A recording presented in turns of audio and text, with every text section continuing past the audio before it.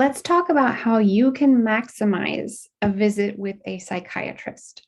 Now, often it's hard to get an appointment with a psychiatrist, particularly if you're going through your insurance. So you really want to maximize that time with them. And I have 6 steps today to help you maximize that time. Now, you might only get half an hour with them. So you want to make sure that you communicate really clearly and in language that they will understand about what's going on. Okay, so in order to self-advocate, the first step that you want to take is you prepare for this meeting by coming up with a list of your top 3 symptoms. Now, this should be whatever is most upsetting and disruptive to your life. So whether that's insomnia or panic attacks or mood cycles that are just feeling unmanageable, come up with a list of your top 3 most disruptive symptoms. And it's really important to prioritize them because you may have more than 3 symptoms, but we want to prioritize them so that the psychiatrist hears what's most important and can prescribe accordingly.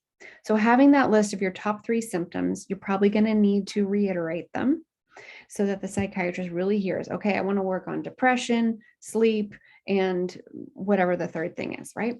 Okay, that's step 1. Step 2, you want to tell the psychiatrist what you have already tried. So it could be that you tried exercising more, or you tried going to bed earlier, or you tried cutting out caffeine, or cutting out marijuana, whatever it is.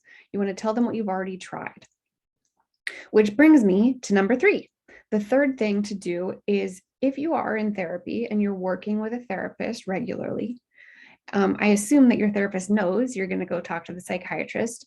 You should throw your therapist's weight behind your request with the psychiatrist. You should say, my therapist and I have been working together for 6 months, however long, and we have tried XYZ, and we've talked about the fact that we think medication would be helpful.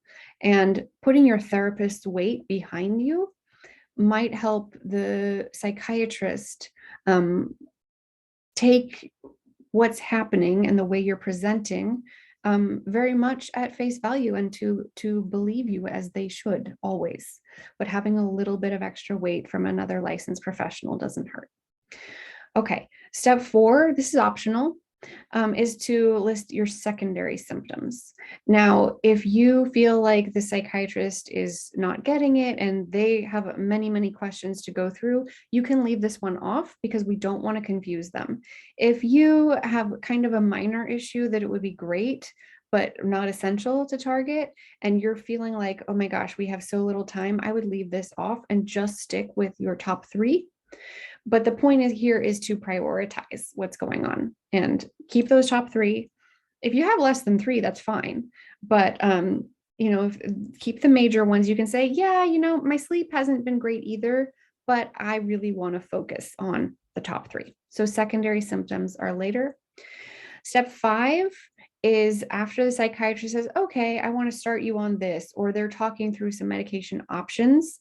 You ask questions. You ask about side effects. You talk about dosing. You talk about anything that you would need to know, like, can I still have alcohol while I'm taking this medication? Will this medication make me drowsy? What side effects to expect, etc. So getting the information. Step 5 is getting good information. And step 6, it's 2-part, but step 6 is if you're working with a therapist, sign a release with both your psychiatrist and your therapist so that they can talk to each other. Because while you are the most powerful advocate for yourself and your mental health, we also want your therapist to be able to advocate for you. So signing a release with both parties so that they're allowed to talk to each other, to advocate on your behalf, only can serve you better to help you get some relief. And as part of asking to sign that release, you also ask about follow-up. So when are you going to see this psychiatrist next? And what are the steps for getting in touch? And can you schedule this now, right? So those are the 6 steps. Top 3 symptoms, what you've already tried. Put your therapist weight behind your request. And if you're anxious, you can also imagine your therapist there with you, supporting you, right? Secondary symptoms, but that's optional. Getting information about what you're being prescribed and what to expect. and then signing a release and asking about follow-up. If this sounds good to you and you would like to work with a therapist who can help support you as you're advocating for yourself with a psychiatrist, you can schedule a consult on our website and we will set up a time to chat and see if we can match you with one of our therapists. Look forward to hearing from you.